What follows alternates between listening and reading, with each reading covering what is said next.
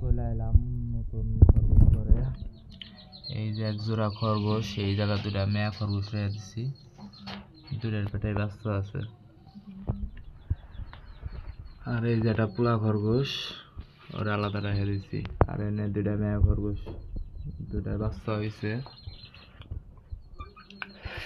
তারপরে এই যে আর একটা আছে পোলা খরগোশ। এই যে মুরগি, সোনালী মুরগি, এটা মরক, এটা দেশাল মুরগি। আর এই চারটা দেশাল মরকের বাচ্চা, চারটা দেশাল মরকের বাচ্চা। আর এই যে একটা সোনালী মুরগি পুরোটা বসে রয়েছে। খরগোশের বাচ্চা, খরগোশের বাচ্চা এই জন্য সবটি রয়েছে। দুইটার বাচ্চা একখানে রেখে দিছি। এর চোখ ফুটে গেছে গা, এটারও চোখ ফুটছে, ঘুম পাড়তাছে, চোখ চাপ হয়ে রয়েছে। এই যে আর এটা, এর চোখও ফুটছে। আর এগুলা বাচ্চা হয়েছে 12 তারিখে, 12 তারিখে বাচ্চা হয়েছে। বাচ্চাগুলো বড় বড় আছে। এই যে ফার্ম,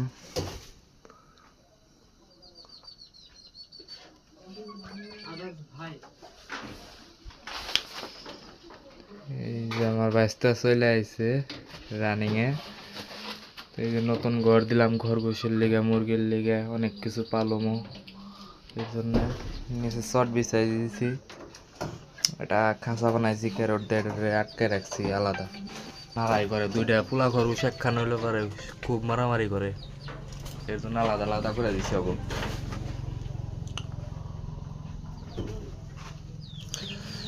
ব্যাগের ভিতরে ফিট রেখে দিছি,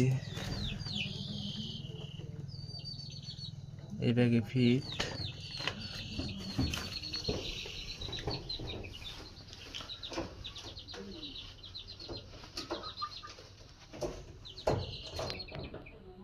তো আজকের ভিডিও এই পর্যন্তই, সবাই ভালো থাকেন।